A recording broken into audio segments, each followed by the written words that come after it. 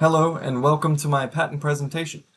My process of choosing a patent was fairly easy. I'm currently on an engineering co-op in a division of a Fortune 250 company, which means about 75% of the people I work with say that they have at least one patent. Upon further investigation, however, I found that most of them were either pending or abandoned. Thankfully, I was able to find one active patent. And even better, it involves products I work with on the electronics team in developing efficient and reliable stepper motor drivers and controls. This is the US patent number 8960637B2. It represents an electric expansion valve currently manufactured and sold by Parker Hannifin Corporation, the patent's assignee. My current coworker, Gordon R. Coates III, is listed as an inventor, as are two others whom I've not had the pleasure of meeting, Christian D. Parker and Craig M. Obermark. The expansion valve is not new.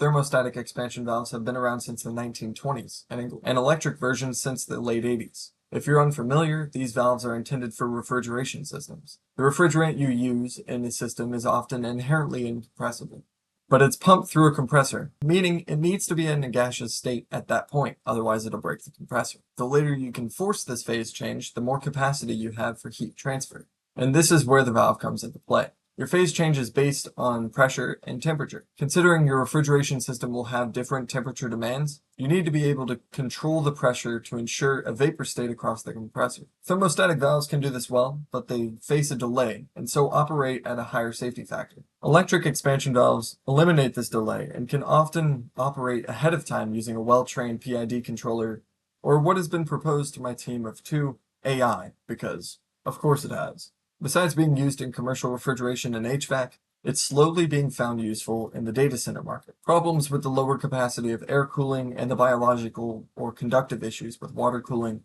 are slowly shifting the market to refrigerant-based systems. While I'll admit it's unlikely the market will land on electric valves, given their space constraints, it's not out of the question with the environmental concerns of the thermostatic alternative. One of the novel features of this patent pertains to its space limitations, although I've been told its use was intended for a specific client unrelated to data centers. The patent also cites cost savings and higher operation pressures.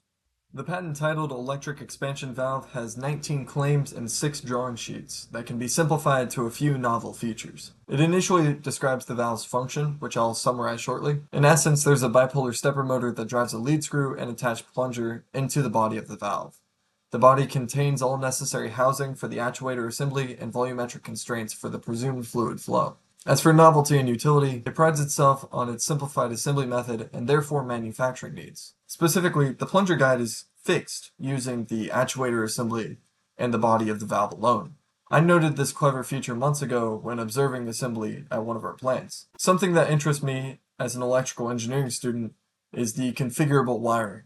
To allow this to happen, the coil pairs must be wired perpendicularly to each other, a simple solution often overlooked for the full circle capabilities of slip rings. It also cites reverse flow protection by using a bullet-shaped plunger. It doesn't block the possibility, instead it reduces wear. However, it does have some flow rate implications where the cross-sectional area is now most simply based on the minimum absolute value of the normal vector between the plunger and the body. Finally, on the list of notable utility and novelty is the use of roll forming to secure the actuator assembly.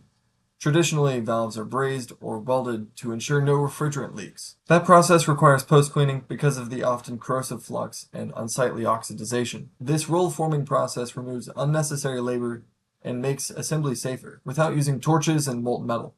Besides my seeming effort-conserving intentions, I chose this patent because of its relevance to me. I commonly refer to the product it describes in the discrete design of our controls. While I don't work on the mechanical design of products like this, I often get caught up in its effects. The regulation trends surrounding environmentally friendly refrigerants suggest an asymptote at CO2. The current operating pressure of most valves is around 250 psi, whereas the trends increase to meet CO2's demand, greater than 500 psi. This means more powerful stepper motors and better, more reliable drivers. That means not using off-the-shelf integrated circuitry. This has been my patent presentation. Thanks for listening. And I don't imagine anyone else will watch this, so thank you for teaching me. I learn a lot from courses like these, which are relatively disconnected from the sciences, yet I still think I'll find more value in this course than in many of those in my 2 remaining years. Thanks again, and have a happy holiday.